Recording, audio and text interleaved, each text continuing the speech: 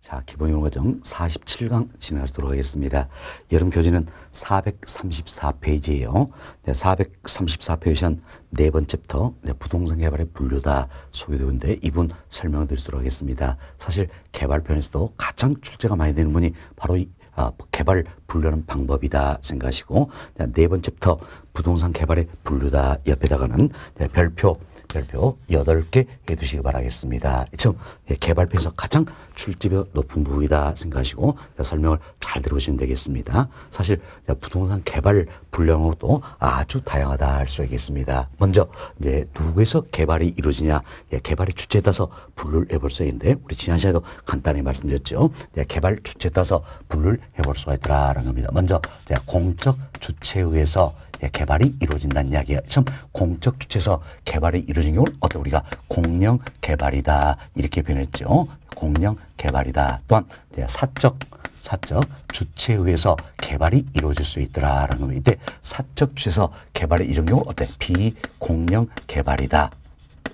또는 민간의 개발이라서 민간 개발이다 이렇게 표현되고 있습니다. 다음은 공적 주체와 사적 주체의 결합에 의해서 개발이 이루어질 수 있다. 이때 공적체와 사적체의 결합에서 개발이 된다. 이를 우리가 공동 개발이다 이렇게 표현했습니다. 공동 개발이다. 또는 공적체와 사적체의 결합이다. 이러면서 공사 혼합 개발이다. 또한 민관 합동 개발이다 이렇게도 표현된다 그랬지요. 또한 공적체와 사적체의 결합이 뭡니까? 제3섹터가 되겠죠. 따라서 제3 섹터에 의한 개발이다. 참 다양하게 표현되고 있다 생각하시고 하나씩 우리가 살펴보도록 하겠습니다. 먼저 공적체 개발이 뭡니까? 공영 개발이다 이렇게 생각하시면 되는데 여기에 가장 대표적인 예가 되는 게 바로 이 부분이죠. 한국 토지주택공사가 있다는 이야기예요. 지금 자 한국토지주택공사다. 공사는 어떻습니까? 공기업이죠. 따라서 자 공적 주체가 되겠더라 생각하시고 지금 한국토지주택공사가 택지를 개발한다는 이야기예요. 택지를 개발한다. 이게 공주체는 개발이다. 공영 개발이죠. 택지를 개발했으니까 택지 공영 개발이다. 이렇게 생각하시면 되겠습니다. 자 그리고 이처럼 공적 주체에서 개발이 이루어집니다. 이때 공적체가 예를 들어서 한국토지주택공사가 이 땅을 택지로 개발하기 위해서는 원 토지서부터 땅을 사들일 수 있어야 되겠죠. 그래서 토지주택은 가장 대표적인 방법이 바로 뭡니까? 매수 방식이다. 결국 수용 방식이다. 이렇게 보시면 되겠어서 공영 개발에 있어서 토지를 취득하는 가장 대표적인 방법은 뭡니까? 매수, 즉 수용 방식이다. 이렇게 생각하시면 되겠습니다. 이 정도 말씀드리고 여러분 교재 간단히 살펴보도록 하겠습니다. 자, 434페이지예요. 양가로 1번 한번 봅시다. 공영개발이죠. 첫 번째 보세요. 공영개발이란 공공복리의 실현을 위해 토지시장에 공공물이 직접 개입하여 택지 개발의 일익을 담당한 것을 말한다. 결국 공영 개발은 뭡니까? 공적 주체한 개발이다. 따라서 공익을 추구하자 한다. 가장 대표적인 예가 되는 게 택지의 공영 개발이다. 이렇게 생각하시면 되겠습니다. 평가로 1번 봅시다. 필요성이죠. 동그라 1번. 외벽 같은 우리는 부동산 시장의 실패를 수정하기 위하여 즉 자원의 최적 배분을 달성하기 위하여 개입한다 할 수 있겠죠.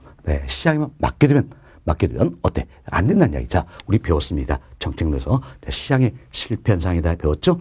시장에 맡겨두면 안 된다는 이야기야. 따라서 공조체가 개입을 하게 된다. 이렇게 보시면 결국 시장의 실패를 수정하기 위해서 개입을 한다라는 겁니다. 또한 동그라 3번 효율성과 형평성을 추구하기 위하여 공공이 개입한다 할 수 있겠지요. 자, 이것은 간단히 공영개발은 이해되시면 되겠습니다. 조금 중요성 낮은 부분이에요. 그렇지만 우측 페이지 봅시다. 우측 페이지 보시면 양괄 2번 비공영개발이다 소개되고 있죠. 이분은 굉장히 또 중요한 부분이에요. 바로 이 부분이죠. 여기 보세요. 비공영개발이다. 이는 누구의 개발입니까? 사적 주체한 개발이다. 그래서 비공영개발을 달리 우리가 민간 개발이다. 이렇게도 표현한다 생각하시고 좀 비공영개발 즉 민간 개발을 설명하는 견해도 학자에 따라서 아주 다양합니다. 그중에 가장 대표적인 견해가 비공영개발 즉 민간개발 네 가지로 분류하고 있죠. 먼저 자체 개발 사업이라는 게 있습니다. 자체 개발 사업이다. 이걸 줄여가지고 자체 자체 사업이다. 이렇게 표현하는 겁니다. 다음 두 번째 지주 공동사업이 있어요. 다음 세 번째 토지 신탁 방식. 네 번째 컨소시엄 구성 방식이다. 이렇게 해서 네 가지로 분류하는 견해가 가장 대표적인 견해다 생각하시고 하나씩 구체적으로 설명드립니다. 여보세요.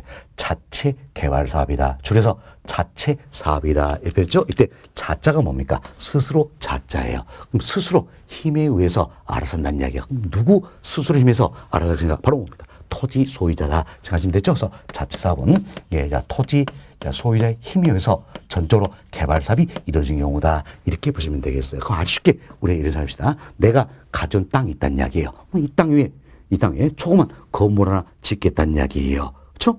그래서 어때? 왕궁의 건물 어때? 팔고 이익이 발생하면 내가 챙기겠다. 이게 뭡니까? 자체 사업이다 할 수 있겠죠. 또 건설회사들이 자기네들이 가져온 땅 위에다가 아파트 짓습니다. 그래서 분양하겠죠. 그리고 어때? 이익은 챙겨가겠다. 이런 것들이 바로 자체 사업이다. 이렇게 생각하시면 되겠어요. 자체 사업은 토지 소유자 힘에서 전적으로 이루어진다. 따라서 사업 시행 주체도 누가 되는 겁니까? 토지 소유자가 된다 생각하시고 자금을 조달합니다. 그럼 누가 자금도 조달할까요? 바로 토지 소유자가 자금을 조달하겠다. 이렇게 보시면 되겠죠. 또한 개발 이익이 발생합니다. 그럼 어떤 개발 이익도 누구에게 귀속이 될 것인가? 누구 귀속입니까? 토지 소유자에게 귀속이 된다. 우리 조금 전에 이런 이야기 드렸죠. 자, 건설회사가 자기네들이 가져온 땅 위에다가 아파트나 짓겠다는 이야기. 그래서 분양해서 이익이 발생하면 누가 챙겨갑니까? 건설회사가 챙겨간다. 그 이야기죠. 그래서 자체 사업은 토지 소유자의 힘에 의해서 전적으로 이루어진다. 그래서 사업 시행의 주체도 토지 소유자 되겠고 자금 조달도 토지 소유자가 하게 된다. 또한 개발 이익이 발생하면 개발 이익도 토지 소유자에게 귀속이 되는 것이다. 이렇게 생각하시면 되겠어요. 따라서 자금도 있고 관리 능력도 된다는 이야기야. 또한 사업성도 양호하다면 어때? 여튼 자체사업이 적합하다. 이렇게 생각하시면 되겠습니다. 자, 이렇게 해서 저희는 이제 자체사업 설명을 다 드렸어요. 자, 여러분 교재 먼저 살펴보도록 하겠습니다. 자, 435페이지 보세요. 435페이지는 상단에 양고리 2번 비공영개발이다. 첫 번째로 보세요. 비공영개발이란 결국 민간 부분의 개발로 민간 개발이라고도 한다. 결국 비공영개발은 사적 주서 개발이 이루어진 경우죠. 그래서 민간의 개발이다. 민간 개발 이렇게 표현한다는 이야기야. 그럼 여하튼 비공영개발 즉 민간 개발을 설명하는 학자의 견해도 다양하다 그랬지요. 이게 가장 대표적인 견해가 뭡니까? 자체 개발 사업, 지주 공동사업, 토지 신탁 방식, 컨소시엄 구성 방식으로 분류하는 견해다. 이렇게 생각하시고 저희들이 평골의 1번에 나와 있는 자체 개발 사업이다. 줄여서 자체 사업 이 부분은 설명을 다 드렸어요. 첫 번째로 보세요. 자체 사업은 토지 소유자에 의한 개발이다. 전적으로 누구의 힘에서 이루어집니까? 토지 소유자 힘에서 이루어진다라는 겁니다. 동일 1번 사업 시행이나 자금 조달의 주체, 자, 누굽니까? 토지 소유자가 되겠지요. 다음, 개발 이익도 누구에게? 토지 소유자에게 귀속이 된다라는 겁니다. 따라서 동일 2번, 자기 자금과 관리 능력 충분하고 사업성도 양호한 어때? 자체 사업이 적합하다 할 수 있겠지요. 다음은, 여기 보세요. 지주 공동사업입니다. 자, 지주 공사업은 결국 토지 소유자와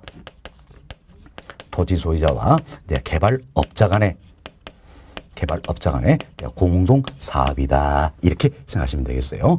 토지 소유자와 개발업자 간의 공동 사업이다라는 겁니다. 그럼 왜 지주 공사업이 나오게 됐을까? 자, 생각해보세요. 자체 사업은 전적으로 누구 힘에 의해서 이루어집니까? 토지 소유자의 힘에 의해서 이루어진다는 이야기예요. 따라서 개발 관련된 대부분의 위험을 누가 부담합니까? 토지 소유자가 부담한다는 이야기예요. 그럼 토지 소유자 입장에서는 위험 부담이 너무 크다는 이야기예요. 그죠? 따라서 이 위험을 분산시킬 목적으로 나오게 된 게 바로 그러니까 지주 공동사업이다라는 겁니다. 지주 공사업은 토지 소유자와 개발업자 간의 공동사업이기 때문에 결국 토지 소유자와 개발업자 간의 위험을 분산시킬 수 있어요, 없어요? 있다라는 이야기예요. 있다. 이 같은 장점이 있는 방법이다. 그래서 자, 위험을 분산시키는 목적으로 나오게 된 게 바로 뭡니까? 지주 공동사업이 된다. 이렇게 생각하시면 되겠습니다. 여튼 지주 공동사업은 토지 소유자와 개발업자 간의 공동사업이다. 그래서 일반적으로 토지 소유자가 어때? 토지를 제공하는 겁니다. 그리고 개발업자는 개발했던 노하우를 제공해서 서로의 이익을 추구하는 형태가 바로 지주 공동사업이다. 이렇게 보시면 되겠어요. 이 같은 지주 공동사업 유형에도 여러 가지가 있습니다. 여러 가지인데 그중에 한 3가지 정도 말씀을 드립니다. 자, 먼저 공사비 대물 변제 방식이라는 게 있습니다.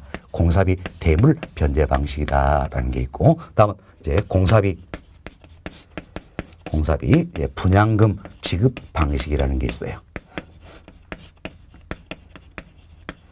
다음은 사업 수탁 방식이다, 또는 사업 위탁 방식이다, 이렇게도 표현되는 겁니다. 물론 이외에도 신차지 방식이다 등등 여러 가지만 3가지만 설명을 좀 드리고자 합니다. 자, 말 그대로 보세요. 여기는 자, 공사비 대물 변제 방식이다, 공사비 분양금 지급 방식이다, 사업 수탁 방식이다. 모두가 뭡니까? 지주 공사업의 유형이 된다는 겁니다. 지금 지주 공사업의 유형이기 때문에 결국 토지 소유자와 개발업자 간의 공동사업이다 할 수 있겠죠. 이걸 먼저 생각하셔야 됩니다. 자, 그리고 여기 보세요. 이제 공사비 대물 변제 방식이라 했어요. 말 그대로 보세요. 공사비를 대물로 변제해주는 방식이다라는 이야기예요. 자, 누가 누구에게 대물로 변제해주나? 자, 보세요. 공사비 대물 변제 방식도 지주 공사업의 하나의 유형이죠. 그럼 어때? 토지 소유자와 개발업자 간의 공동사업이다. 둘 중에서 누가 공사비를 대물로 변제해주나? 누가 변제해줄까요? 바로 토지 소유자입니다. 토지 소유자가 누구에게? 개발업자에게 공사비를 대물로 변제해주는 방식이다. 이렇게 보시면 되겠어요. 뭐 때문입니까? 바로 자, 사업 시행 주체는 토지 소유자가 되는 거예요. 소유자. 그렇지만 자, 공사비는 누가 부담했습니까? 개발업자가 부담했다라는 겁니다. 그래서 공사비를 개발업자가 부담했기 때문에 당연히 개발업자에게 공사비 줘야 되겠죠? 누가? 토지 소유자가 개발업자에게 공사비를 준다. 공사비를 뭘로 주겠다? 대물로 주겠다. 이렇게 생각하시면 되겠어요. 이것은 공사비 대물 변제 방식의 전형적인 예가 되는 게 등가 교환 방식이라는 게 있어요. 등가 교환 방식이다. 이게 이제 공사비 대물 변제 방식의 전형적인 예가 되겠는데, 자, 이건 우리가 이런 생각을 해봅시다. 자, 여기 보세요. 요즘 공사비 대물 변제 방식이다. 이는 결국 뭡니까? 토지 소유자와 개발업자 간의 공동사업이다 할 수 있겠죠. 이때 토지 소유자가 토지를 제공을 합니다. 제공을 하고, 다음 개발업자는 토지에 제공한 토지를 개발하고 건설한다는 이야기예요. 지금 토지를 개발하고 건설한다. 이 과정에서 공사비가 발생이 되겠죠. 이 공사비를 누가 부담합니까? 개발업자가 부담하는 것이다라는 겁니다. 그렇죠? 이제 개발업자가 개발하고 건설하는 과정에서 공사비를 다 부담한다는 이야기예요. 부담해서 지금 건물이 하나 이렇게 들어섰습니다. 건물이 하나 들어서면 이때 이제 평가라는 거예요. 건물이 서면 평가를 하겠다라는 겁니다. 그래서 이때 토지 소유자 제공한 토지의 가치가 있겠지요. 다음 공사비가 있을 거란 이야기예요. 이걸 전체를 100으로 했을 때 토지에서 제공한 토지의 가치가 전체 100 중에 40%를 차지하고 공사비가 60%를 차지한다면 결국 4대 6 이 비율로 완공된 건물을 쪼개버리는 것이다. 이렇게 보시면 돼요. 그럼 이렇게 쪼갤 수도 있겠죠. 또 이렇게 쪼갤 수도 있겠죠. 그러나 가장 대표의 방법이 바로 이제 이렇게 쪼개는 겁니다. 이렇게 쪼개서 이제 40% 해당되는 이 부분은 누구의 몫입니까? 바로 토지 소유자의 몫이 되는 것이다라는 겁니다. 그리고 여기는 자 60% 해당되는 이 부분이 있죠. 이 부분은 누구의 몫입니까? 바로 개발업자의 몫이 되겠다. 이렇게 보시면 되겠습니다. 자, 그럼 우리가 이 부분을 생각한다면 결국 토지 소유자와 개발업자 간의 공동사업이죠. 공동사업인데 보세요. 토지 소유자는 토지를 제공했고 개발업자는 개발하고 건설했죠. 과정에서 공사비를 부담했다는 이야기예요. 결국 개발업자에서는 개발업자 입장에서는 공사비를 뭘로 받는 겁니까? 이처럼 완공된 건물의 일부로 받는다. 대물로 받는다라는 걸 알 수 있겠죠. 그럼 누가 대물로 변제해 준 겁니까? 바로 토지 소유자가 개발업자에게 공사비를 대물로 변제해 준 것이다. 이처럼 토지 소유자가 개발업자에게 공사비를 대물로 변제해 주는 것이다. 라는 걸 알 수 있겠지요. 그렇죠? 자, 그럼 우리 또 이런 생각합시다. 그럼 자, 이제 보세요. 이처럼 토지 소유자 입장에서는 당초에는 어때? 당초에 개발사업 이루지 않은 이 토지만 가지고 있었어요. 그럼 토지만 가지고 있었는데 개발사업 완료 후에는 토지사 입장에서는 이 건물과 자, 이 토지를 가지게 되는 것이다. 할 수 있겠죠. 그럼 개발사업 전을 비교한다면 토지 소유자 입장에서는 어때? 이제 개발사업 전을 비교하면 개발사업에서 이 건물은 어때? 얻었지요. 대신에 이 토지를 어때? 개발업자에게 넘겨줬다. 할 수 있겠지요. 따라서 이 건물과 토지가 어때? 교환이 되었다. 할 수 있겠지요. 이제 건물과 토지가 교환이 됐다. 그럼 교환이 됐다는 얘기 뭡니까? 가치가 같다라는 가치가 같다라서 등가. 교환이 이루어져서 교환 방식이다. 이렇게 표현되는 겁니다. 등가 교환 방식이다. 그럼 여튼 등가 교환 방식은 어때? 공사비 대물 변제 방식의 전형적인 예가 되는 것이다. 알 수 있겠지요. 그럼 여튼 등가 교환 방식 이론에 대해서 어때? 완공된 건물 서로 쪼갰잖아요. 쪼갰으니까 여기에서 발생하는 개발 이익은 누구의 몫입니까? 토지 소유자의 몫이 되겠지요. 다음 여기서 발생하는 개발 이익은 누구의 몫입니까? 개발업자의 몫이 되겠다라는 겁니다. 따라서 자, 개발 이익이 발생한다면 이때 발생 개발 이익은 어때? 자, 토지 소유자 개발업자 간의 지분 비율만큼 귀속이 되게 된다. 이렇게 보시면 되겠어요. 자, 한 번 더 봅시다. 자, 등가 교환 방식은 공사비 대물 변제 방식의 전형적인 예가 된다 그랬습니다. 그래서 공사비를 대물로 변제 주겠다. 완공된 건물의 일부로 주겠다냐. 누구에게? 자, 토지 소유자가 개발업자에다. 왜? 공사비를 개발업자가 다 부담했기 때문이다. 라는 겁니다. 이처럼 완공된 건물 서로 쪼갰죠. 쪼갰으니까 당연히 개발 이익이 발생하면 어때? 토지 소유자와 개발업자 간의 지분 비율만큼 귀속이 되게 된다. 이렇게 생각하시면 되겠습니다. 자, 다음 공사비 분양금 지급 방식이 있어요. 이도 말 그대로 봅시다. 공사비를 분양금으로 지급해주는 방식이다라는 이야기예요. 그럼 누가 누구에게 공사비를 분양으로 하시냐? 역시 토지 소유자가 개발업자에게다라는 겁니다. 왜? 사업 시행은 토지의 명의로 이루어진 거여서 사업 시행의 주체는 토지 소유자가 되는 거예요. 그렇지만 공사비를 역시 어때? 개발업자가 부담한다는 이야기예요. 따라서 토지 소유자가 개발업자에게 공사비를 뭘로 지급해 주겠다? 분양금으로 지급해 주겠다. 이렇게 생각하시면 되겠습니다. 자, 그럼 우리 또 이런 생각 합시다. 토지 소유자가 토지를 제공하고 개발업자가 토지를 개발하고 건설합니다. 이 과정에서 공사비가 발생되죠. 공사비는 누가 부담합니까? 개발업자가 부담했다. 그래서 건물이 완공이 되었어요. 그럼 완공된 이 건물을 어떻습니까? 이제 분양을 한다는 이야기예요. 그럼 분양하면 뭐가 나옵니까? 분양금이 나오겠다. 이 분양금으로 어때? 이제 토지 소유자가 개발업자에게 공사비를 어때? 지급하는 방식이다. 이렇게 보시면 돼서 말 그대로 보세요. 공사비를 뭘로? 분양금으로 지급하겠다. 이렇게 생각하시면 되겠습니다. 이때도 마찬가지예요. 이제 분양금으로 이제 어때? 공사비를 개발업자에게 지불하겠지요. 따라서 개발이익이 발생하면 역시 어때? 토지 소유자와 개발업자에게 개발이익이 어때? 귀속된다. 이렇게 보시면 되겠습니다. 됐습니다. 자, 이렇게 해서 저희는 이제 공사비 분양금 지급 방식 말씀드렸고요. 다음은 사업 수탁 방식이라는 게 있어요. 또는 사업 위탁 방식이다라고도 표현하는데 이는 이런 생각하세요. 토지 소유자가 개발사업 일체를 개발업자에게 맡겨버리는 겁니다. 그렇지만 사업은 어때? 토지 소유자 명의로 진행이 된다는 이야기예요. 그리고 큰 특징인 게 토지 소유자가 자금을 조달합니다. 물론 이때 개발업자의 조언은 받을 수가 있어요. 그러나 근본적으로 토지 소유자가 자금을 조달한다는 겁니다. 자금 조달해서 필요시마다 개발업자에게 자금 주는 겁니다.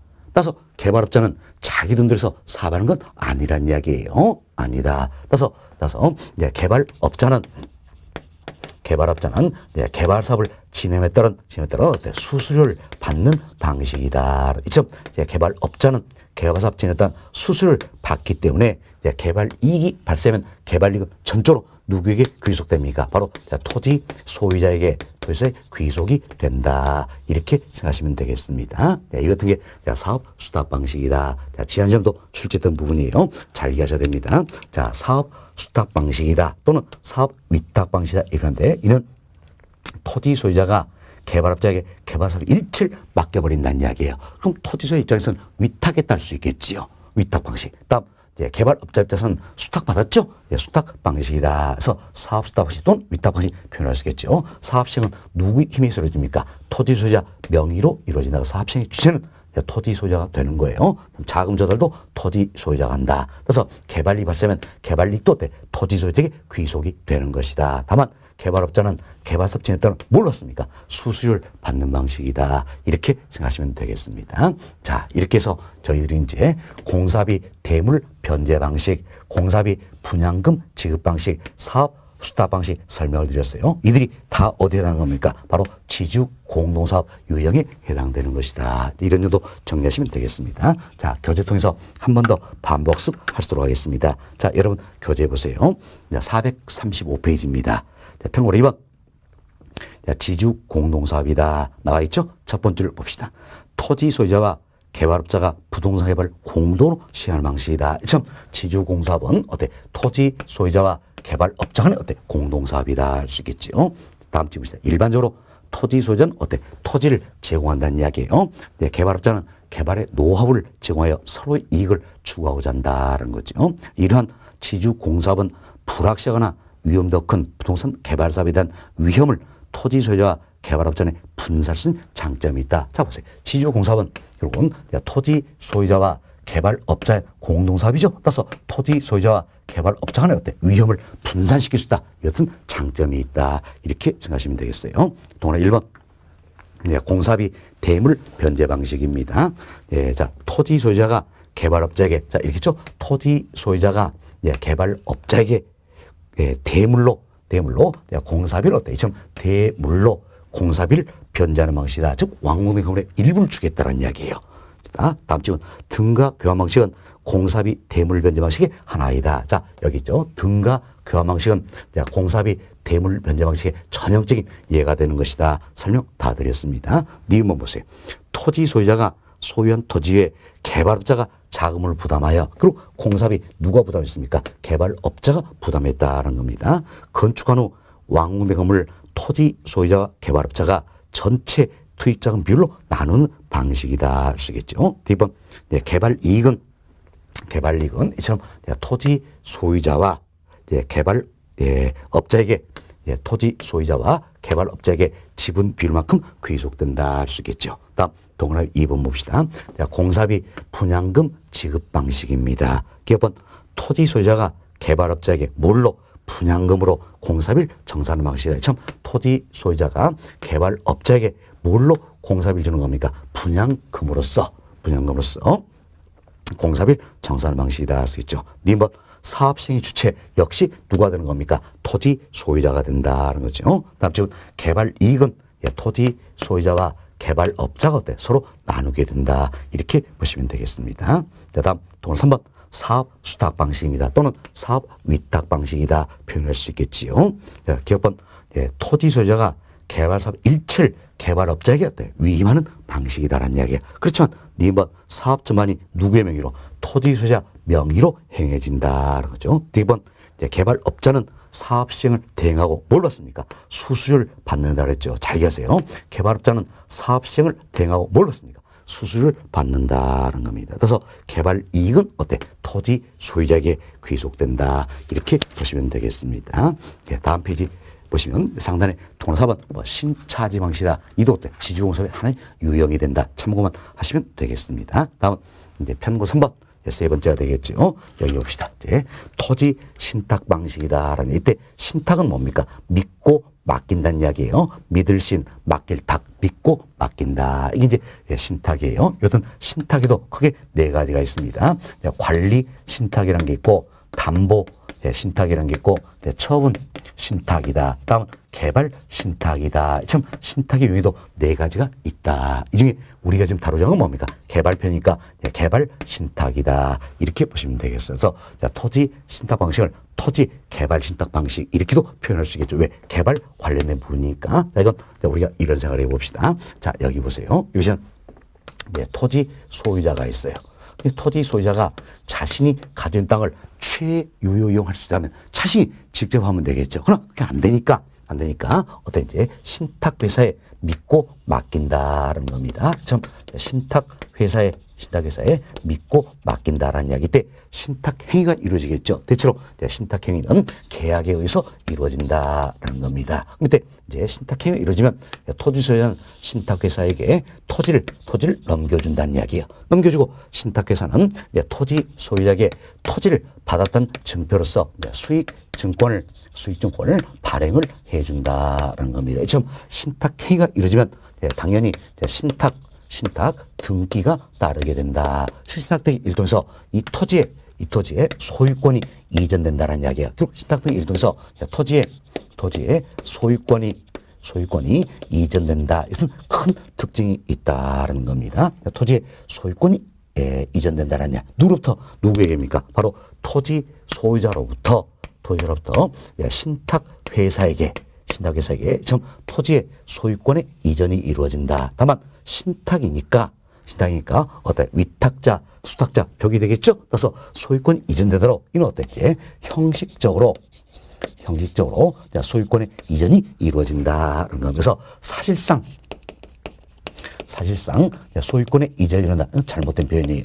실질적으로 소유권의 이전이 일어난다. 잘못된 표현이다. 어떻게? 형식적으로 소유권의 이전이 이루어진 절차가 있다. 이렇게 보시면 되겠어요. 그럼 신탁회사는 비록 형식적이지만 비록 형식적이지만 이 토지에 소유권을 갖고 이 토지를 개발하고 건설하게 된다는 겁니다. 지금 개발하고 건설하는 과정에 자금이 부족하다는 이야기야. 그럼 자금을 조달해야 되겠죠. 그럼 자금을 조달하는 누가 자금을 조달할 것인가? 자, 보세요. 사업 시행의 주체는 누가 되는 겁니까? 신탁회사가 되겠지요. 따라서 자금 조달 누가 하는 겁니까? 신탁회사가 자금을 조달한다라는 겁니다. 지금 신탁회사가 자금을 조달한 자금도 어때? 누가 관리합니까? 바로 신탁회사가 조달한 자금을 관리한다라는 겁니다. 지금 신탁회사가 자금을 조달한 자금을 관리하면서 이제 건물 하나 완공시키겠다는 이야기예요. 그래서 건물이 완공이 되면 어떤지 완공된 건물 어떻습니까? 분양할 수도 있고 임대할 수도 있다. 우리는 대부분이 임대형입니다. 좀 임대한다는 이야기예요. 그래서 수익이 발생되면 발생 수익을 배당 형태로 나눠주겠다. 누구에게? 자, 수익증권 소유자에게 이렇게 생각하시면 되겠어요. 자, 사실은 토지 소유자다 생각할 수도 있겠지만 정확한 표현은 수익증권 소유자가 되겠어요. 왜? 신탁 기간 중에 할지라도 수익증권은 양도가 가능합니다. 그럼 결국 수익증권 이걸 가진 사람이 배당을 받을 수 있어야죠. 수익증권 소유자에게 배당이 이루어진다. 이런 게 개발 신탁이다. 이렇게 생각하시면 되겠어요. 그래서 특징 몇 가지를 잘 이해하셔야 됩니다. 비록 형식적이지만 토지의 소유권의 이전이 이루어진다. 이 같은 절차가 있다라는 거. 그리고 사업 시행 주체는 누가 됩니까? 신탁회사가 되기 때문에 자금 조달 누가 하는 겁니까? 신탁회사가. 그리고 조달하는 관리도 누가 하는 겁니까? 신탁회사가 하는 것이다. 이 특징은 잘 기억하셔야 됩니다. 자, 그리고 우리 조금 전에 말씀드렸던 지주 공동사업의 하나의 유형이었던 사업 수탁 방식이 있었죠. 이와 비교하는 분도 우리 시험 종종 출제가 되는 겁니다. 자, 보세요. 토지 개발 신탁이다. 이 같은 경우에는 비록 형식적이지만 토지의 소유권의 이전이 이루어진다. 이런 절차가 있다는 이야기예요. 그렇지만 사업 수탁 방식에서는 소유권의 이전이나 이런 절차가 있어요, 없어요? 없다라는 거예요. 차이가 있고, 다음 토지 개발 신탁이다. 이것은 사업 시행 주체가 누가 되는 겁니까? 신탁회사가 되는 거지요. 반면 사업 수탁 방식이다. 여기서는 사업 시행 주체는 누가 되는 겁니까? 토지 소유자가 되는 것이다. 이것은 차이점이 있다. 있다라는 걸, 예, 자, 구분을 좀 해놓으시면 되겠습니다. 자, 이렇게 해서 저희도 이제 토지 신탁 방식, 예, 개발 신탁 중심으로 이야기를 드렸습니다. 자, 여러분, 교재 한번 봅시다. 436페이지예요. 평균 3번. 예, 토지 개발 신탁 방식이다 소개되고 있죠. 첫 번째 봅시다. 토지 소유자는 토지를 어때? 신탁회사에 위탁하는 거지요. 신탁회사가 건설 단계 부족 자금을 조달하고 조달한 자금을 관리하면서 위탁받은 토지를 개발하는 방식이다. 자, 잘 보세요. 이렇게해서 사업 시행 주체는 누가 되는 겁니까? 신탁회사. 그리고 예, 그리고 이제 개발 과정에서 예, 부족한 자금을 조달한다. 조달한 자금을 관리한다. 누굽니까? 신탁회사다. 이걸 잘 기억하시라고 그랬습니다. 다음 동그라 1번. 신탁회사는 토지 소유자의 약정에 의해 수익증권을 발행하는 거지요. 동그라 2번. 예, 토지 소유권은 신탁 계약 기간 동안 신탁회사에 형식적으로나마 이전이 된다. 이 특징도 가져야 그랬지요. 그렇죠? 예, 토지 소유권의 이전이 이루어진 절차가 있다. 비록 형식적이요. 형식적이다. 그렇지만 예, 토지 소유권의 이전이 이루어진 절차가 있다. 잘 기억하겠습니다. 동그라 3번.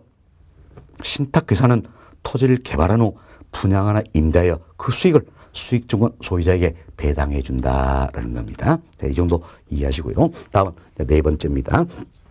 네, 컨소시엄 구성 방식이라는 게 있어요. 이는 주로 이제 대규모의 개발 사업에 적용이 되고 있다는 겁니다. 지금 규모가 크다면 일개 회사가 개발 사업하는 게 어려워지겠죠? 왜? 자금력도 문제가 있을 수 있고 기술력도 문제가 있을 수가 있다는 얘기여서 그래서 A 회사, B 회사, C 회사, D 회사, 참 여러 회사가 결합이 돼서 개발 사업을 하게 된다. 이 같은 걸 우리가 뭡니까? 컨소시엄을 구성한다. 이렇게 표현하는 거죠. 이게 이제 컨소시엄 구성 방식이다. 이렇게 생각하시면 되겠습니다. 자, 그럼 여러분 교재 한번 보세요. 평균 4번. 동그라미 1번 봅시다. 법인 간의 컨소시엄을 구성하여 사업을 수행하는 방식이 뭡니까? 컨소시엄 구성 방식이다라는 거죠. 이때 출자 회사 간 상호 이해 조정이 필요하다 할 수 있겠지요. 동그라미 2번. 대규모 개발 사업의 경우 사업 자금 조달이나 기술 보완 등을 위해서 법인 간의 컨소시엄 구성하여 사업을 수행할 시 적합하다 할 수 있겠죠. 이때 동그라미 3번. 참여 회사 중에 하나가 뭐 대표사가 되어서 개발 사업을 이끌어 나갈 수 있겠죠. 그렇지만 이 참여회사들이 결합이 되어서 별도의 법인 하나 만들어버린다는 이야기야. 이 법인에 의해서 개발 사업이 어때? 이루어질 수도 있다. 이렇게 보시면 되겠습니다. 자, 이렇게 해서 저희들이 이제 민간 개발 이 부분을 다 말씀을 드렸어요. 그래서 민간 개발은 사적 주체에서 개발이 이루어진 경우다라는 겁니다. 그래서 비공영 개발 같은 게 되겠죠. 그래서 민간 개발 분량해도 아주 다양하지만 가장 대표된 견해를 쫓아서 우리가 자체 사업이다. 그리고 지주 공동 사업이다. 토지 신탁 방식이다. 컨소시엄 구성 방식이다. 이렇게 구분해서 그래서 우리 민간 개발에 대해서 살펴드렸다. 이렇게 보시면 되겠습니다. 이때 지주 공동사업에도 여러 가지 유형이 있었죠. 세 가지를 말씀드렸어요. 공사비 대물 변제 방식, 공사비 분양금 지급 방식, 사업 수탁 방식 등이 지주공사업에 해당이 된다. 이렇게 보시면 되겠습니다. 됐습니다. 자, 다음 436페이지 하단 보시면 보충학습 박스가 들어있지요. 박스인데 박스 보니까 뭡니까? 공동개발이다. 소개되고 있죠? 공동개발 바로 이 부분이에요. 이미 우리 설명 다 드렸습니다. 자, 공동개발이라는 것은 그럼 뭡니까? 공적 주체와 사적 주체의 결합해서 개발이 이루어진 것 같아요. 공동개발이다. 이렇게 보시면 되겠지요. 그래서 첫 번째로 보세요.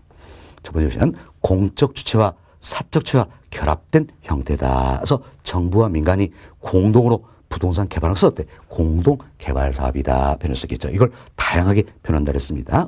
자, 공사 혼합 개발이다. 민관 합동 개발이다. 또는 제3섹터의 개발이다. 이렇게도 표현하는 겁니다. 왜 그렇습니까? 공적 주체와 사적 주체의 결합이 제3섹터지요. 그래서 제3섹터의 개발이다. 이렇게 표현된다라는 겁니다.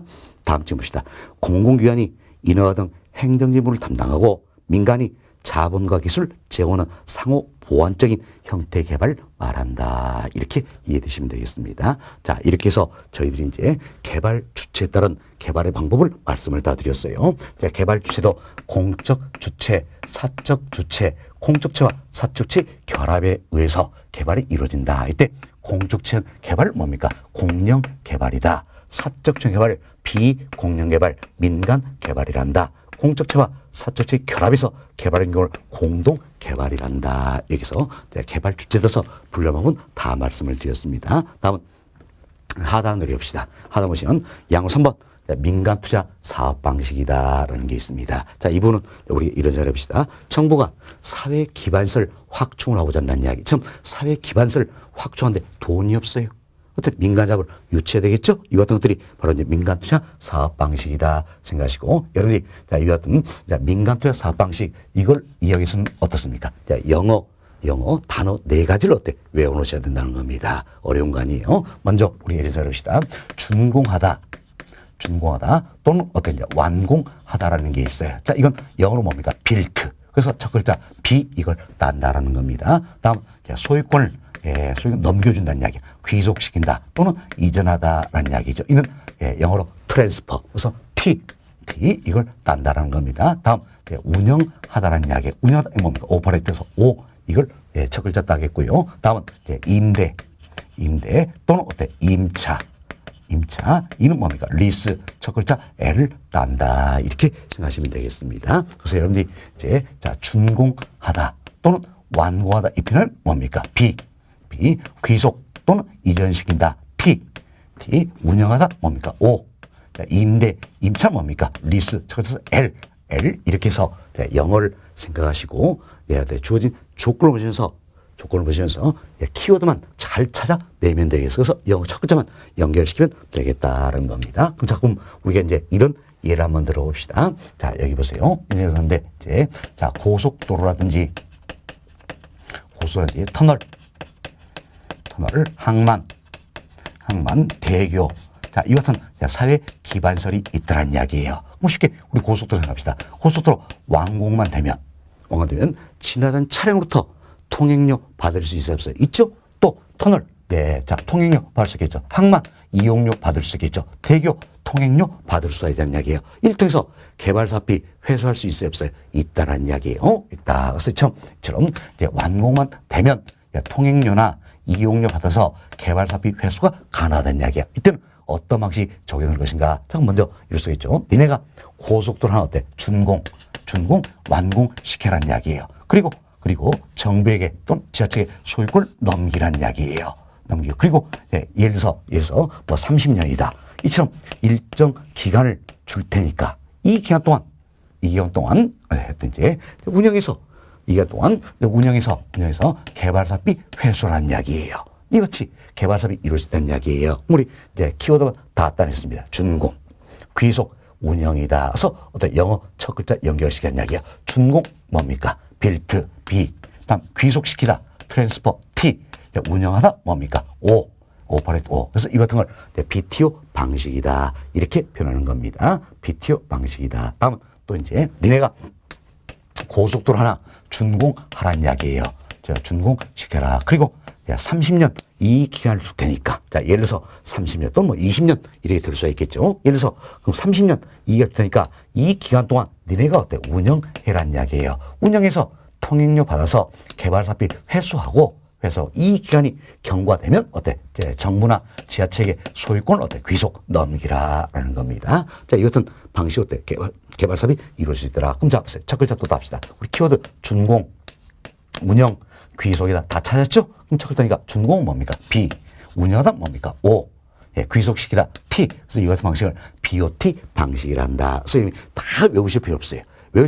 자, 이 같은 민간투자 사업 방식이다. 이 같은 경우에는 주어진 짐을 잘 보시는 얘기. 짐을 잘 봐서 키워드만 잘 따놓고 영어 첫 글자로 연결시켜버리면 되겠다라는 겁니다. 다음 여기 보시다 이제 학교라든지 공공 도서관이 있다. 도서관. 다음 기숙사 등의 사회 기반설이 있다는 이야기예요. 자, 이 같은 경우에는 어때? 자, 수익성이 어때? 비교적 낮은 편이잖아요. 그럼 수익성이 낮기 때문에 개발업자가 운영해서 개발사업비 회수하는 게 쉽습니까? 그렇습니까? 어렵다는 이야기야. 그럼 이 같은 경우에는 BOT 방식이 적용되기가 어렵다. 그래서 이제 또 이렇게 이야기를 합니다. 니네가 학교 하나 준공시키라는 이야기예요. 준공시켜서 일단 정부나 지자체에게 소유권을 넘기라는 이야기야. 넘기고. 자, 그래서 또, 이 30년, 이 시험 기간을 줄 테니까 이 기간 동안 운영을 하되 운영해서 개발사비 회수가 어려우니까 정부나 지자체가 어때? 임차해서 쓰겠다라는 이야기예요. 그럼 결국 정부나 지자체로부터 어때? 임대료 받아서 개발사비 회수라는 이야기예요. 어때? 그럼 이 같으면 어때? 이제 정부나 지자체로부터 임대료 받는 건 확실하잖아요. 그럼 개발사비 회수가 가능하다. 그래서 사업이 이룰 수 있다는 이야기예요. 이 같은 방식을 뭐라고 하신가? 또 첫 글자 답시다. 준공하다 뭐합니까? B. 귀속시키다 뭐합니까? T. 다음 운영하되 어떻게? 정부나 지자체가 임차에 쓰겠다는 이야기예요. 그럼 결국 직접 운영이 아니라 정부나 지자체가 임차하는 거죠. 임차니까 어때? 리스, L로 가겠다. 만약에 이 사례처럼 임대임차 이런 말이 없으면 어때? 운영하다 O로 가면 된다는 이야기예요. 그렇죠? 이제 임대임차 이 말이 있으면 어때? 이제 리스, L로 간다. 그래서 이 같은 사업 방식을 우리의 BTL 방식이다. 이렇게 표현하는 겁니다. 다음은 니네가 학교 준공하라는 이야기예요. 준공하고 일단 니네가 이 기간 줄 테니까 이제 운영하되 이제 정부가 임대하겠다는 이야기야. 그래서 임대로서 개발사비 회수하고 이 기간이 경과하면 정부나 지자체에 소유권을 넘기라라는 겁니다. 이 방식으로 개발사업이 이루어진다 할 수 있겠죠. 그럼 이때 준공은 뭡니까? B. 다음은 이제 운영하되 어떻게? 정부가 임대한다는 이야기예요. 임대니까 뭘로 갑니까? 리스로 가야 되겠지요. 직접 운영한다면 O로 가겠지만 어때? 임대한다 이 표현을 쓰니까 리스 L로 간다라는 겁니다. 그리고 귀속시킨다 T. 그래서 이 같은 사업 방식을 어때? BLT 방식이다 이렇게 표현하는 겁니다. 그래서 이제 개발사업 완료 후에 통행료나 이용료 받아서 개발사업 회수가 가능하다면 이때는 BTO, BOT 방식이 주로 적용이 되겠지요. 그렇지만 수익성이 낮아서 개발사업 회수가 어렵다. 이때는 어떻습니까? BTL 또는 BLT 방식이 주로 적용이 된다. 이렇게 생각하시면 되겠습니다. 자, 그리고 또 하나의 방법이 있어요. 니네가 사회 기반시설 준공해서 아예 어떻습니까? 소유권을 가져버리라는 이야기예요.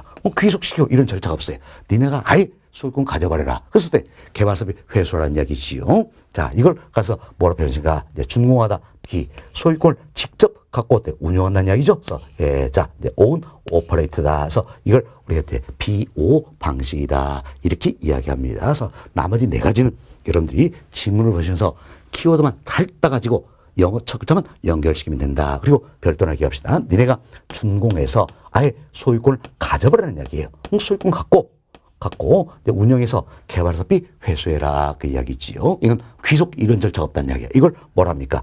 빌트 온 오퍼레이트다. 그래서 BO 방식이다. 이렇게 생각하시면 되겠습니다. 됐습니다. 자, 이렇게 해서 저희들이 민간투자 사업 방식을 다 말씀을 드렸어요. 자, 교재 통해서 한 번 더 복습할 수 있도록 하겠습니다. 자, 436페이지 맨 하단 보세요. 맨 하단 보시면 정부는 사회 기반시설에 대한 민간의 투자를 촉진하여 창의적이고 효율적인 사회 기반시설의 확충 운영을 도모하기 위해 민간투자 사업 방식을 활용하고 있다. 이 같은 민간투자 사업 방식에도 대표적으로 뭐가 있습니까? BTO, BOT, BTL, BLT, BO 방식 등등이 있다 생각하시고 평가로 1번 봅시다. 평가로 1번. 자, 주어진 질문에서 키워드만 잘 따면 되겠지요. 자, 평가로 1번 보세요. 사회 기반시설의 준공과 동시에 준공 나왔지요. 준공 얼른 준공에 동그라미 치셔야 되겠지요. 해당 소유권이 국가 또는 지자체에 귀속되며 귀속 나왔네요. 귀속 얼른 동그라미 치세요. 사업 시행자에게 일정연의 시설관리 운영권 인정하시다. 그럼 운영권 주겠다네. 운영해서 개발사업비 회수라는 이야기지요. 자, 운영 여기 어때? 얼른 동그라미 치시면 되겠죠. 그럼 키워드 다 땄어요. 준공 귀속 운영이다. 어때? 첫 글자 따서 연결시키면 되겠죠? 뭡니까? BTO 방식이다. 그래서 평가를 해보면 BTO 방식이다. 이렇게 보시면 되겠어요. 이렇게 해서 여러분들이 어떤 방식이냐 찾으면 된다. 다 외울 필요 없다는 이야기예요. 키워드만 잘 따자. 그래서 영어 첫 글자만 잘 연결시키면 되겠다라는 겁니다. 다음 편거로 2번 봅시다. 사회 기반설의 준공. 자, 준공 나왔죠. 얼른 동그라미 치시고 일정 기간 동안 사업 시행자에게 해당 시설의 소유권이 인정이 된다라는 이야기예요. 이때 소유권 인정 이걸 동그라미 치세요. 소유권 가지고 어때? 운영한다 그런 뜻이에요. 그리고 그 기한이 만료되면 시설 소유권이 국가 또는 지자체에 귀속되는 방식이다라는 겁니다. 귀속 나왔죠? 얼른 동그라미 치자. 그래서 준공 B, 운영 O, 귀속 T. 그래서 뭡니까? BOT 방식이 되는 것이다. 이렇게 생각하시면 되겠어요. 자, 그리고 이와 같은 BTO, BOT 방식은 주로 어디에 사용됩니까? 고속도로라든지 터널, 항만, 대교 이같이 개발사업 완료에 통행료, 이용료 받을 수 있는 이와 같은 사회 기반설에 주로 적용이 되고 있다. 이렇게 생각하시면 되겠습니다. 됐습니다. 다음 평고로 3번 첫 번째로 봅시다. 사회 기반설의 준공과 동시에 자 준공 나왔죠. 얼른 동그라미 치시고 다음 해당 소유권이 국가 또는 지자체에 귀속되면 귀속 나왔네요. 얼른 동그라미 치시고 사업 시행자에게 일정의 시설의 운영권을 인정하되 운영 나왔죠. 동그라미 치시고 그 시설 국가 또는 지자체 등이 협약에 정한 또한 임차하여 사용 수행하다. 임차 나왔죠. 얼른 동그라미 치자라는 이야기예요. 운영하되 어떻다. 정부 자체가 임차하겠다. 그 이야기. 그럼 임차 나왔으니까 뭘로 갑니까? L로 가야 되겠죠. 그래서 준공 B, 귀속 T, 임차 L이다. 그래서 이건 뭡니까? BTL 방식이다. 그래서 3번은 BTL 방식을 설명한 내용이에요. BTL 방식이다. 다음 평으로 4번 봅시다. 사회기반설의 준공 후. 자, 준공 나왔죠. 동그라미 치시고 일정 기간 동안 운영권을 정부에게 임대한다. 자, 운영하되 임대한다는 이야기예요. 한다. 자, 예, 그래서 운영, 임대 얼른 동그라미 치고 임대기간 종료 시점을 국가 또는 지자체에게 이전하는 방식이다. 이전 나왔죠. 뭡니까? 귀속시킨다. 이야기지요. 그럼 이전 여기 또 동그라미 치시면 되는데 그럼 자 연결시키면 B 그리고 또 임대 나왔으니까 L로 가야 되겠죠. BLT 방식이다. 이렇게 보시면 되겠어요. 예, BLT 방식이다. 그래서 평균 3번에 BTL 방식이나 평균 4번에 BLT 방식 이는 주로 어디에 됩니까? 학교라든지 공무원, 기숙사 참 수익성이 낮은 이제 사회 기반설에 적용이 되는 사업 방식이다. 이렇게 보시면 되겠습니다. 됐습니다. 다음 평가로 5번 봅시다.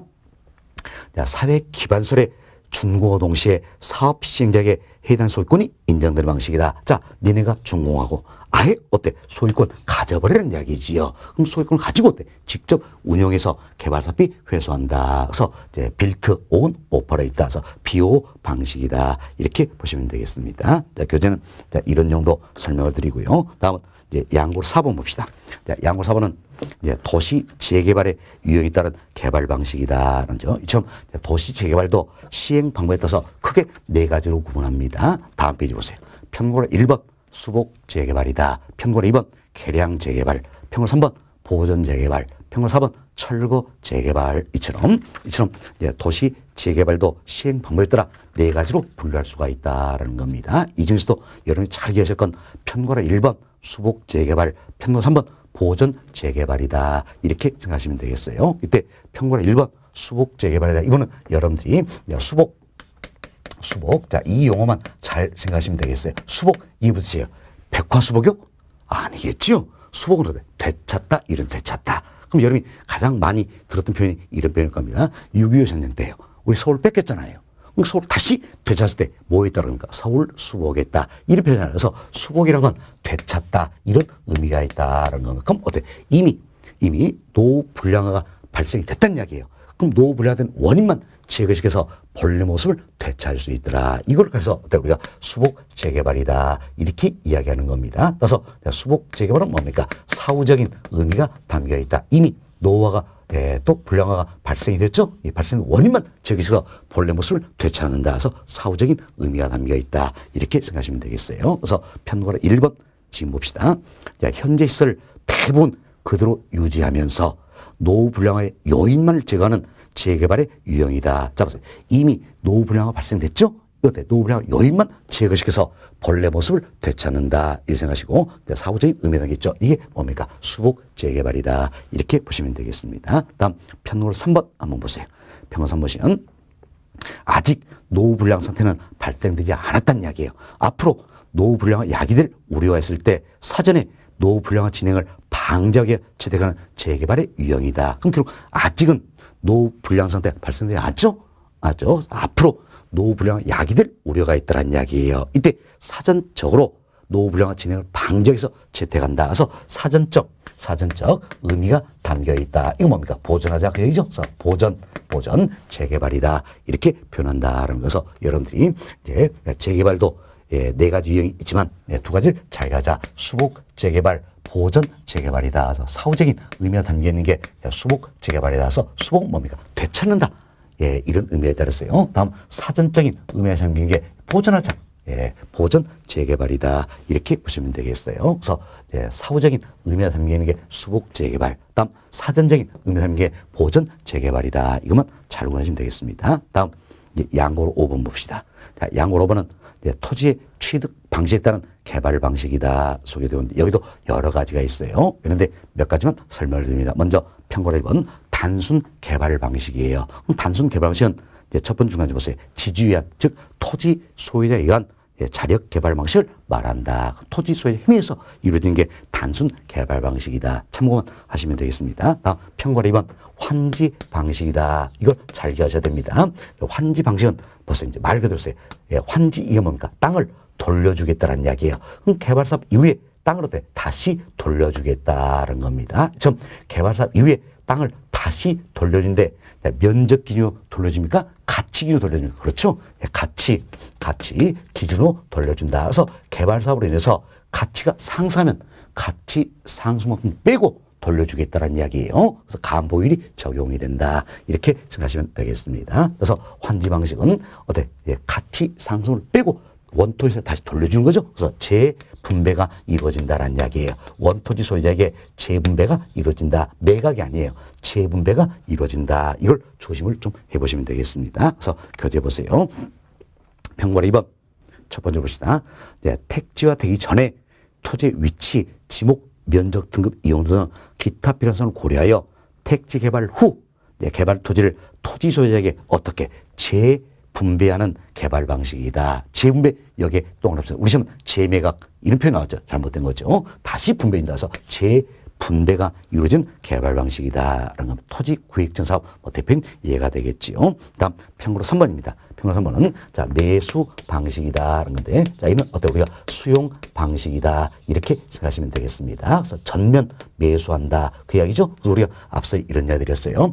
자 공적 주체가 개발합니다. 공영 개발이었죠. 참 공적 주체가 개발을 이룰 때 토지 취득하는 가장 대표적인 방법이 뭡니까? 매수 또는 수용 방식이다. 이렇게 생각하시면 되겠습니다. 그래서 교재 보세요. 첫 번째 공공분이 토지를 전면 매수하여 개발하는 방식을 말한다는 겁니다. 대표적인 게 택지 공영개발 사업이다. 알 수 있겠죠? 자, 다음 페이지 봅시다. 동그라미 1번.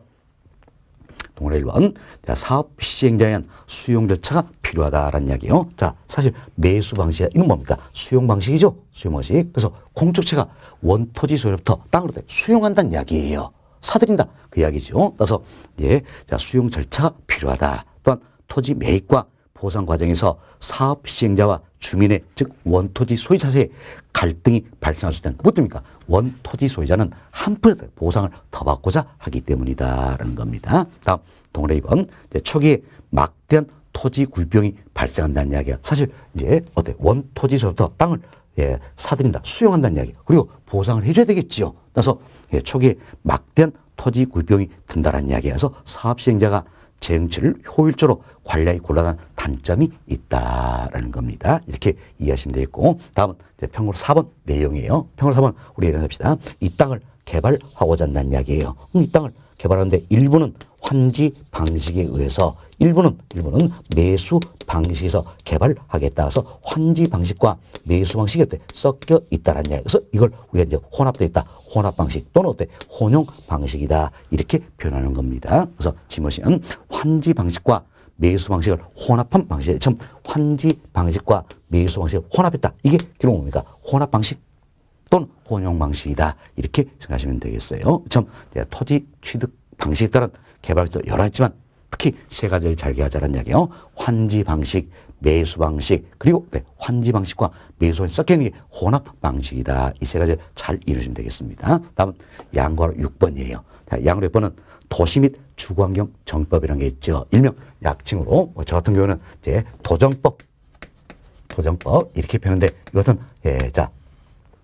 이것은 도시 및 주거환경 정법, 도정법, 왜냐면 정비사업이 있다라는 이야기예요. 아마 여러분이 공법 시간에 잘 배우셨을 거예요. 그러나 또 1차만 공부하신 분들이 있기 때문에 한 번 더 말씀 좀 드리도록 하겠습니다. 우리 시험도 몇 차례 때 학교는 이 공에서도 출제한 적이 있는 겁니다. 자, 참 도정법 여기에는 정비사업의 유형에는 크게 세 가지가 있다. 뭐가 있습니까? 주거환경 개선 사업, 재개발 사업, 재건축 사업이 있다. 그래서 주어진 지문 보시면서 어디에 해당되는가 이것만 연결하시면 되겠습니다. 자, 그래서 편거로 1번 한번 봅시다. 첫 번째, 도시 저속 주민이 집단 거주한 지역으로서 정비 기반시설이 극히 열악하고 노후 불량 건축물이 과도하게 밀집한 지역의 주거 환경을 개선한다는 이야기예요. 그래서 이제 자, 정비 기반시설이 극히 열악하다.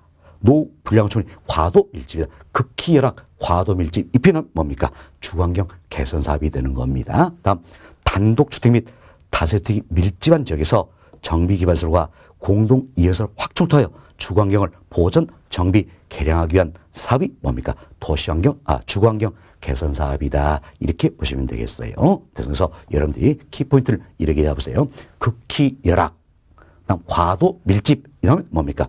주거 환경 개선 사업이 되겠죠. 다음 단독주택 및 다세대 주택이다. 이들 어때? 주거 환경 개선 사업이다. 이렇게 포인트를 잡아놓으시면 되겠어요. 그래서 주거 환경 개선 사업이다. 이는 뭡니까? 극히 열악, 과도 밀집, 단독주택, 다세대주택 이렇게 포인트를 잡아놓으시면 되겠습니다. 다음 편과를 2번 봅시다. 첫 번째, 정비 기반시설이 열악하고 노후 불량 건축물이 밀집한 지역에서 주거 환경을 개선한다는 이야기예요. 자, 이때 포인트 뭡니까? 열악, 밀집이죠. 그럼 정비 기반시설이 열악하니까 정비 기반시설 다시 해야 되겠죠. 그래서 그 지역을 다시 개발한다. 재개발이 되겠습니다. 그래서 열악, 밀집 나오면 재개발이다. 이렇게 보시면 되겠어요. 또한 상업지역, 공업지역 등에서 도시인의 회복 및 상권 활성화 등을 위하여 도시 환경을 개선하기 위한 사업도 재개발 사업에 해당이 된다. 그래서 여러분들이 포인트는 열악 밀집이죠. 다음 상업적 공업적이다. 이는 재개발 사업이 되겠습니다. 다음 평균 3번 정비관시설은 양호나 노후 불량을 제도하는 공동택이 밀집한 지역에서 자 여기 보세요. 양호 밀집이네요. 그죠? 포인트는 양호 밀집이에요. 정비 기반시설은 양호하니까 따로 할 필요 없다는 이야기야. 그렇지만 노후 불량 건축물이 밀집한 지역이다. 그럼 건물만 다시 하면 됐다. 재건축 이렇게 쉽게 생각하시면 되겠습니다. 그래서 양호 밀집은 어때? 재건축 사업이 된다. 특히 공동택이지요. 재건축 사업이 된다. 이렇게 보시면서 여러분들이 도정법 여기에 따른 정비사업 유형에도 크게 세 가지가 있다. 뭐가 있습니까? 주거환경 개선사업. 자, 주거환경 개선사업이죠. 재개발 사업, 재건축 사업이 있다. 그래서 포인트를 잘 잡자 그랬어요. 극히 열악, 과도 밀집, 단독주택, 다세택. 이분들이 나오면 뭡니까? 주거환경 개선사업이지요. 다음 열악, 밀집, 상업적, 공업적이다. 그럼 재개발 사업이 되겠어요. 다음 양호, 밀집, 공동택이다. 이는 재건축 사업이다. 이렇게 포인트를 잘 잡으시면 되겠습니다. 자, 이렇게 해서 저희들이 이제 부동산 개발 분류하고도 아주 다양하다는 겁니다. 그래서 개발의 분류 방법을 설명을 드렸어요. 먼저 개발 주체에 따라서 분류하는 방법을 썼죠. 공적 채용 개발, 공영 개발, 다음 사적 주체에서 개발하는 걸 비공영 개발 또는 민간 개발이란다는 거죠. 다음 공적체와 사적체 결합해서 개발하는 게 공동개발이었지요. 좀 개발 주체에 대해서 분류해드렸고 다음 민간투자 사업 방식도 설명을 드렸습니다. 그래서 민간투자 사업 방식도 여러 가지죠. BTO 또는 또 BOT, BTL, 다음 BLT, BO 방식 등이 있다라는 겁니다. 다음 도시 재개발도 시행 방법에 따라서 수복 재개발, 개량 재개발, 보전 재개발, 철거 재개발 등이 있다라는 이 중에 우리는 두 가지 기억했죠. 수복 재개발, 보전 재개발 설명을 드렸고 다음 토지 취득 방식에 따른 개발이 또 여러 가지 있더라. 이 중에 환지 방식 그리고 매수 방식, 혼합 방식을 기억하자 했습니다. 다음 도정법에 따른 정비사업의 용의도 크게 세 가지 있었어요. 주거환경 개선 사업, 자 재개발 사업, 재건축 사업이 있더라. 이처럼 다양한 개발의 분류 방법을 이번 시간에 여러분께 이야기해 드렸습니다. 이번 시간은 여기까지 말씀드리고 다음 시간에는 여름 교재 440회 나와 있는 입지계수 이분부터 설명을 좀 드리도록 하겠습니다.